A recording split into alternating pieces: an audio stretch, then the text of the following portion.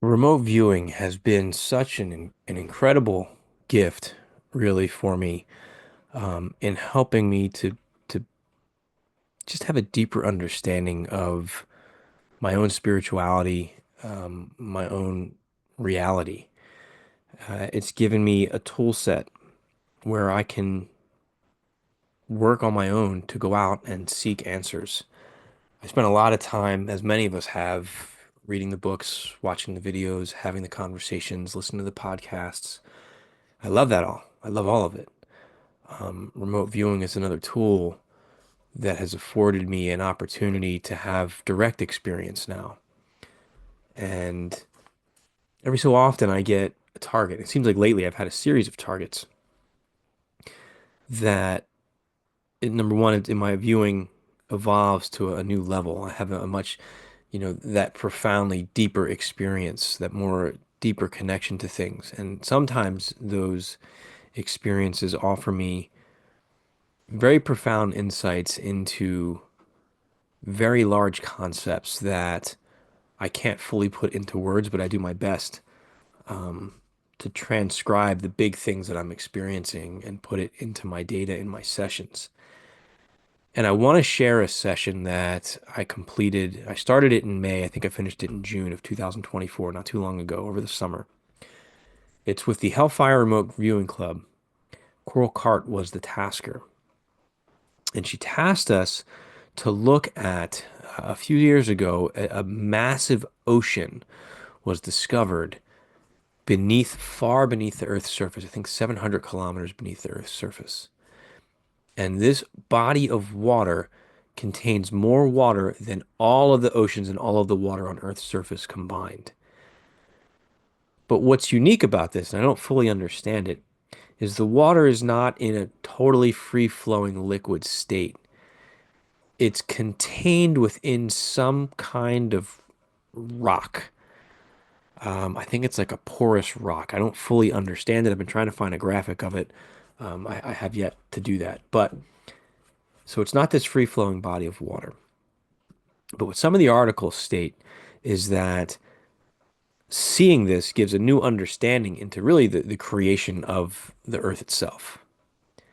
And that's significant because when I look at my session, sometimes in remote viewing, concepts are so abstract to us or so new to us.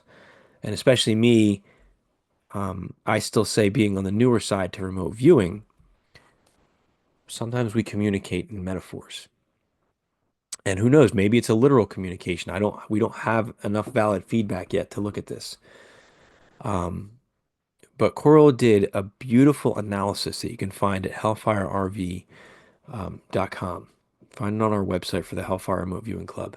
The analysis of this target, where she compared all of our data. And I had in the beginning life form data, but it was this loving, nurturing, motherly type of data. And other viewers had similar concepts of life. And Coral suspects that what we're describing is Gaia herself, the spirit of the earth, which would make sense if we're looking at a better understanding of the creation of the earth itself, if this is somehow tied to the creative fluid of the earth. The second session that I did, I went deep and talked a lot about masculine and feminine energy and the conjoining of those energies for the process of creation. And I got into concepts of the micro and the macro and as above, so below. And it was just such a profound experience to see it, to record it, to experience it, and now to try to assimilate it. So I'm going to go through my data because I think it's worthy of sharing. Um, I encourage you to watch Coral's analysis because when I first went through this session, I thought, man, I was off on a lot of points, and there is some noise in here for sure. But when I see Coral's interpretation of it, it makes me feel better as a viewer. That a lot of these analytical overlays or metaphors here, when you reduce it to the basic gestalts, um, might actually be describing this complex, mysterious target. So I'm going to share my data. and I want to talk about this. And this was one of those sessions where I finished my session, and then I don't know if it was a day later or later that day, I had to go back and just type up something in a Word document because concepts were still coming to me. 99.9% of the time when I'm remote viewing, when I'm done, when I put that pen down and write end, I'm done. Like the information flow is cut off. But this packet of information was so big for me and so special. I continued to process it after the fact. And that was a really, really cool experience for me. So I've been wanting to put this video together for a while, but it's been a busy summer. So here I am on a Saturday night. I'm sorry, it's a Friday night. And I want to share it with all of you. So, okay, on the screen we have our just a glimpse of the tasking document that Coral sent us. Here's the headline for it. Vast body of water larger than all oceans combined discovered beneath the Earth's surface. The hidden but vast subterranean ocean within a mineral known as ringwoodite has far-reaching implications for our understanding of Earth's formation and the origins of its water. All right, just a quick side note here. I want to look up ringwoodite, and which is where this water is contained. Just a quick AI from Google describes it as a mineral that forms in the Earth's mantle under extreme pressure and high temperatures. It's composed of high pressure phase of, I don't even know what compound that is, but it may also contain iron and hydrogen. It has a crystal structure. It has a spinal crystallographic structure, but the same composition as, I think Mg is magnesium-rich olivine. Ringwhite forms at depths of 525 to 660 kilometers in the Earth's mantle. Ringwoodite is water-rich and has a crystal structure that allows it to trap water. The discovery of ringwoodite in a diamond confirms that the Earth's mantle contains an ocean's worth of water. So I just think that's a little bit of a background here, trying to explain that this is water trapped within this substance, this compound, this ringwoodite here. So let's dive into my session here.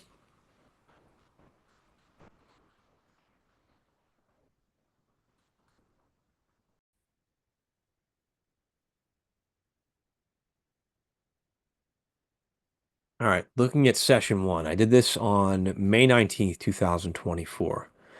And again, some low-level data here. Before I got really into my session, I described something as flat, hard, wide, wavy, floating, unbalanced, shaky. I wrote the word windward. And coming down here, I started getting data on life here. A sphere, radiant, something with shock. And I had this life form contained within a sphere. And the idea of pain. Maybe that's off, maybe that's noise.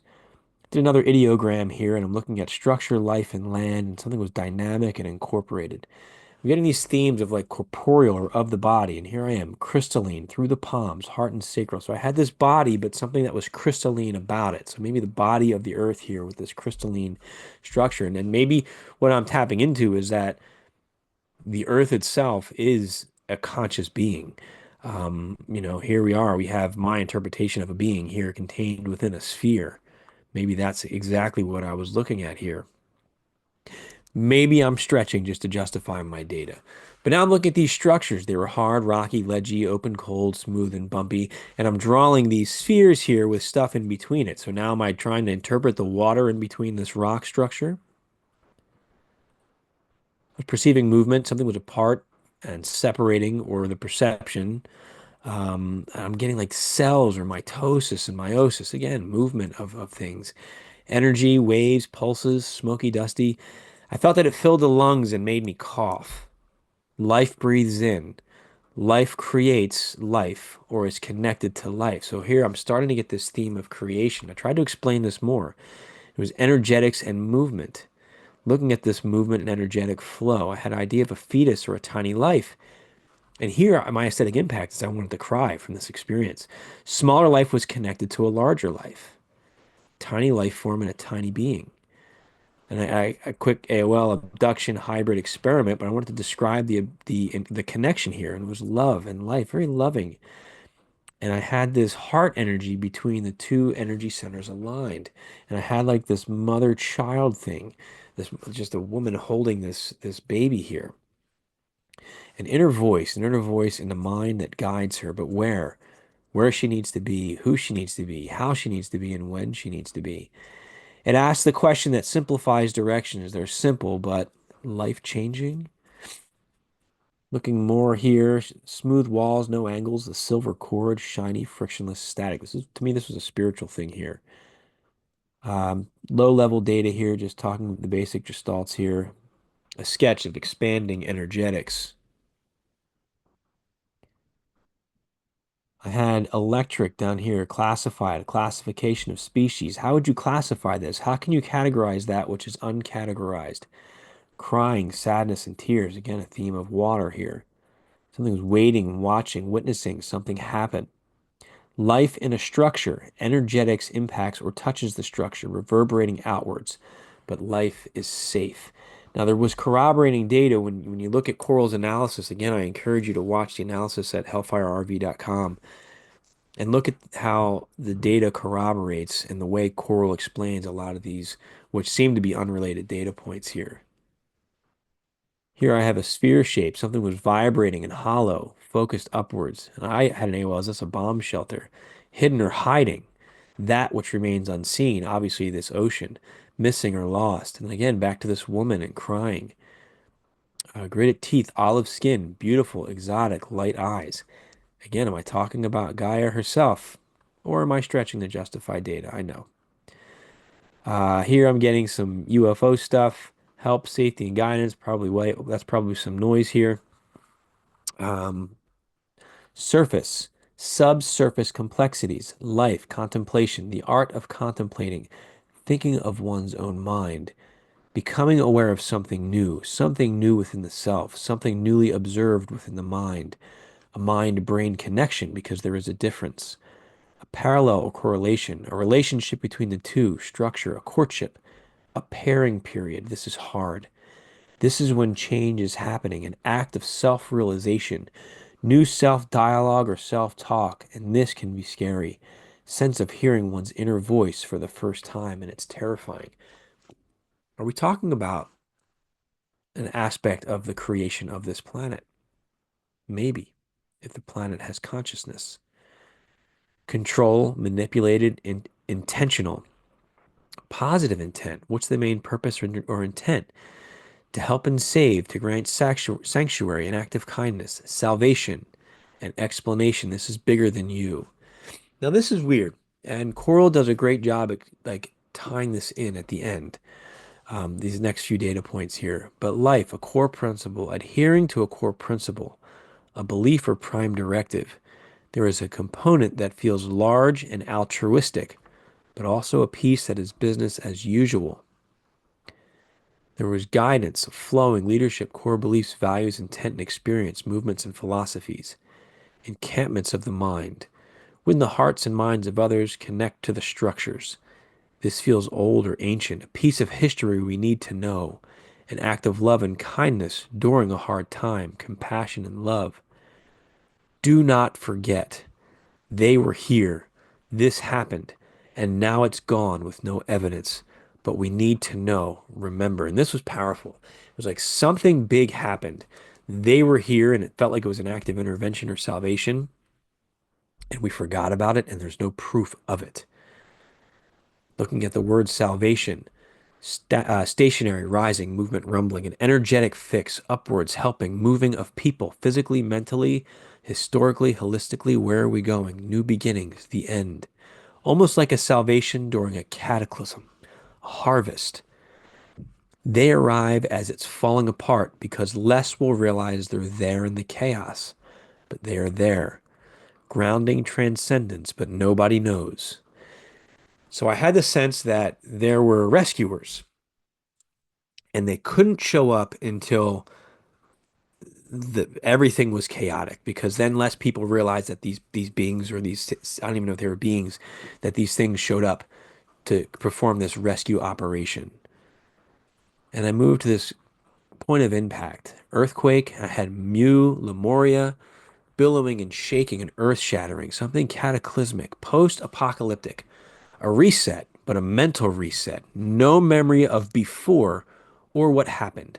Just suddenly here with no memory or of the past or what happened. like a grand reset, a fresh start with a new mind. But we were saved. They knew it deep down, but aren't aware of that knowledge, like the new Adam and Eve. So I'm going to pause that right there. When you look at this target, it has nothing to do with the target at face value based on the feedback we have right now. I need to 100% acknowledge that. But number two, that story to me is beautiful. Um, I think that's a really beautiful story. Is it tied into some aspect of the creation of this earth or of this reality of this existence that's tied into this water? I'd like to hope so, just because I'd like this to be on target, but I really don't know. And again, I want to refer you to Coral's analysis because it's excellent. And she has a really fascinating explanation of what all that could represent. Is it pointing towards something coming in the future? I don't know. I looked at this as a past event, but I don't know. So I'm okay saying that information is noise, but I thought that data was beautiful and worthy of sharing. That being said, I'm going to go on to my second session now, which I think is a little bit more on target.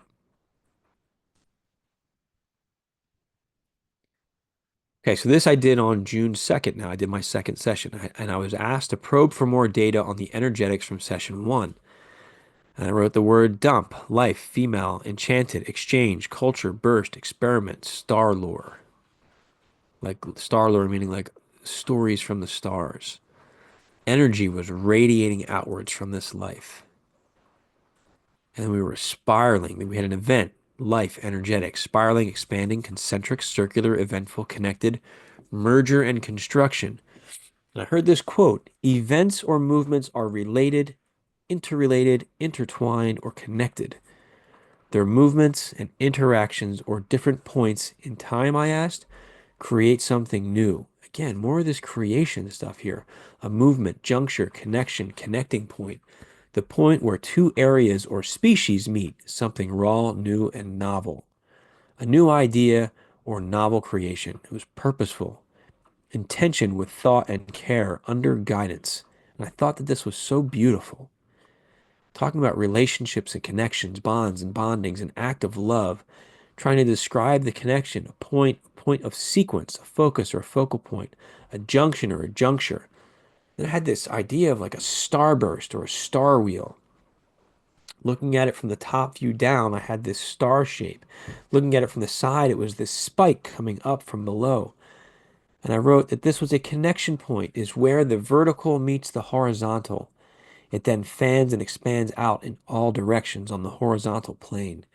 Masculine energy descends vertically and penetrates the quiet, dormant feminine energy lying horizontal. The masculine provides the spark to ignite the explosive, charged, or ready feminine energy. The masculine only provides the spark. The feminine then carries the spark into creation. She creates with all she already had within, but needs that divine spark to initiate and unlock the process of creation. So, what was beautiful about this was it talked about how the feminine aspect of creation, let me come back to this. It talked about how the feminine aspect of creation had everything that it needed, does all the work, but that masculine piece was so vital to initiate that spark and had this very important balancing role and to play in this beautiful act of creation that I was trying to understand, that I was witnessing. And this felt like it was on a very large scale, a cosmic scale, possibly. And then I wrote, wow, it spreads out and connects to other identical points happening simultaneously. This is the merging or creating of two worlds, connecting points, bridges, portals, and openings. Layers and layers, repetition. At one scale, it seems like multiple acts of the same event. So it looked like that this picture that you're seeing right here, it looked like this really fertilization or creation act was happening at all these points, right? But then I wrote pulling back, You see they're all connected and actually a single event by a single mechanism. So perspective matters. From one perspective, it looks like all these events are happening in multiple spots. But from the right perspective, no, this is one giant massive thing and it's all connected. And I got this perspective of scale from galaxies to cellular processes. The above sketch feels like I'm navigating the realms between worlds, the in-between spaces. They say technically nothing ever really touches. If we could magnify a touch point, we would see the electromagnetic attraction and repulsion between them as depicted above. The same is true when I rub my fingers together. It's equal to what is seen between the black hole in the center of the galaxy and its corresponding touch point on the other side. So I was seeing what was like two layers of reality and the electricity that was bursting between them. And I was also getting this perception that like nothing nothing touches, right? My fingers here, it looks like my fingers are touching. But if you were to zoom in, you would just see space between them and this electromagnetic repulsion. It was such a cool concept to witness in this state that I was in. Okay. I come back and I said, it's all connected. The universe. Now I'm going big, right? The universe is one giant living being. Nothing is separate. It breathes. It expands and contracts, and we are a part of that system. Nothing is separate. Nothing is separate. It and we are all one. This is universal consciousness. Synapses in the brain are a similar scale model, and maybe that is all we are. Consciousness, in and out, up and down, just breathe. Self-aware, but not really, not fully. Even God isn't fully aware of every aspect of itself, as we are all here to learn in the collective for a greater good. I had to come back to that point, and that's the annex I did that I'm going to share in a moment. I just wrote, I had moments of immense beauty and almost overwhelming emotion that almost brought me to tears. And I had to write at the end of this, in gratitude, Dennis. I have, I know I've talked about this briefly on my podcast. I've read books, I've listened to podcasts, I've heard speakers talk about they go to these meditative states and they experience that universal oneness and everything is connected. That has never happened to me before until this session. This session, I got a glimpse of that connection. I felt that connection, that everything is together and it's all the scale model. The synapses in my brain, the spaces between them, the electricity that tingles is the same thing as the fabric between worlds, the fabric of the universe, and everything is a scale model of the other, as above, so below, masculine and feminine. All these giant and small concepts coming together as one big giant understanding for me. And it was so just beautiful to watch, to witness, to be a part of. I want to share my summary for this session. I'm going to go on and conclude this with the annex here that I created and prepared. So as soon as my session was over, I wrote, I did not expect this at all. I had no conscious recollection of my previous session when I began this one.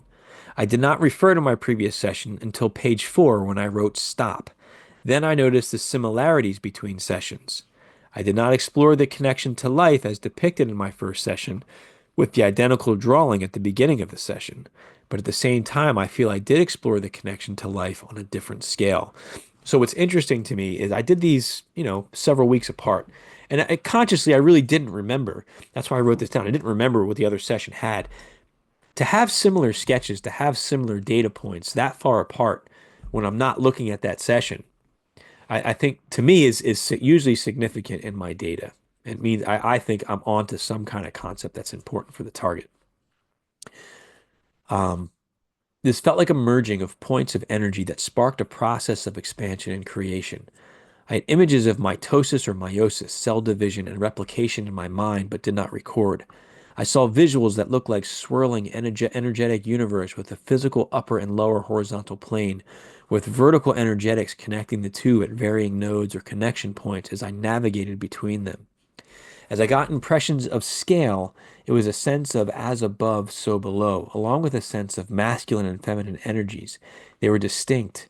I felt the feminine horizontal plane held all of the material code, waiting, dormant, like a seed in the soil waiting for the water from above to ignite the growth process. Fertilization. It was a beautiful interaction. I want to say the feminine holds most of the work and energy, but not in the sense that this negates the importance of the role of the masculine. For without the spark from the masculine, which is carried throughout the creation in all aspects, the feminine would not be able to begin its work of expansion.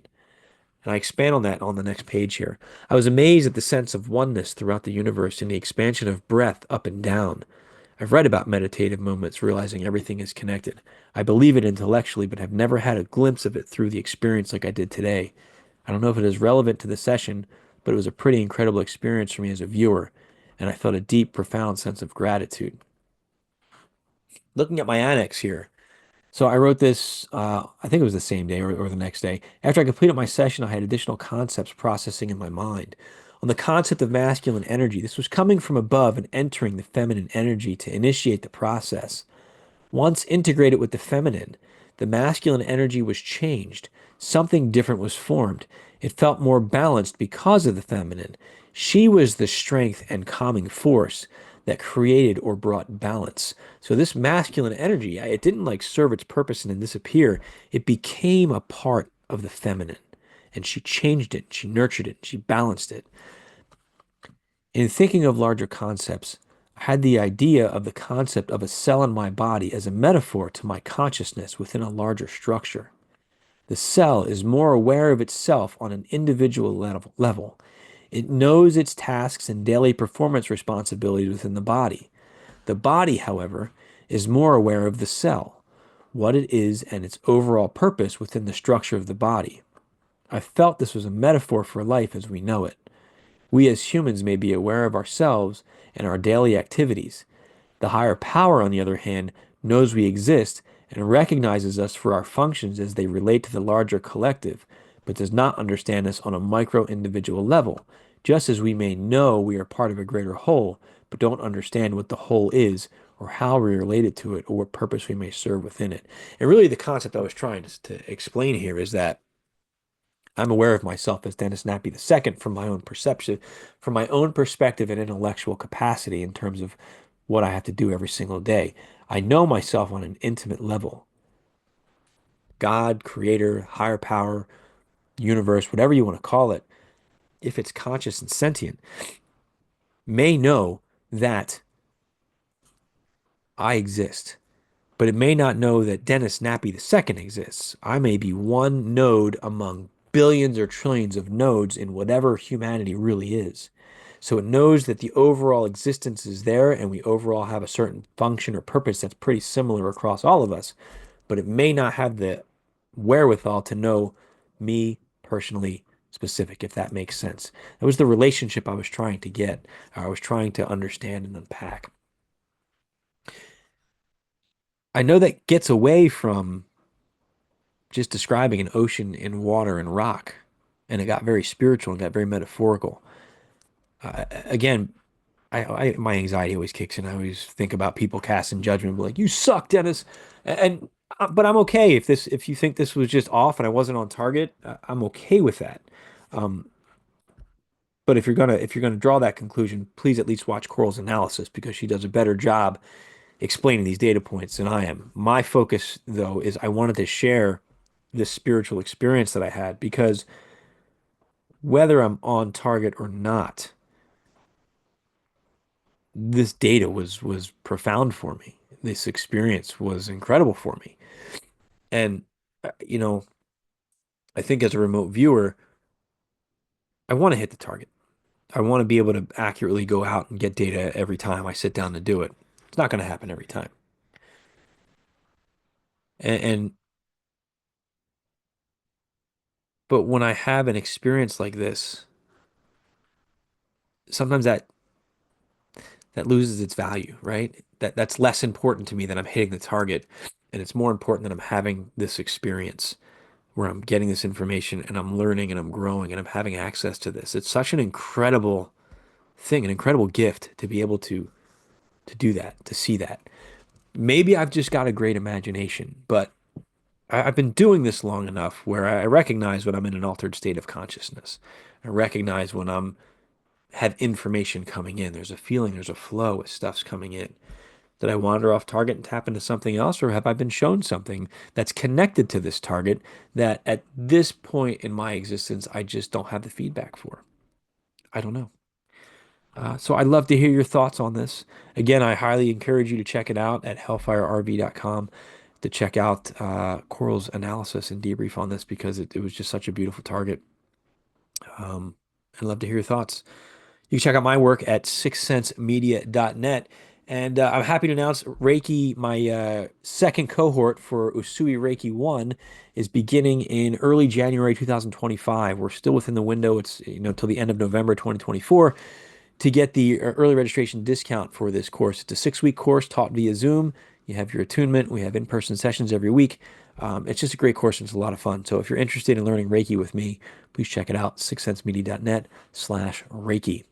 All right, friends, I appreciate all of you sharing my journey with me and taking the time to listen and provide your feedback. I'm thankful for all of you. So I'm Dennis Nappy II. Remember to never stop questioning. Keep an open mind. Let your intuition be your guide. Thank you.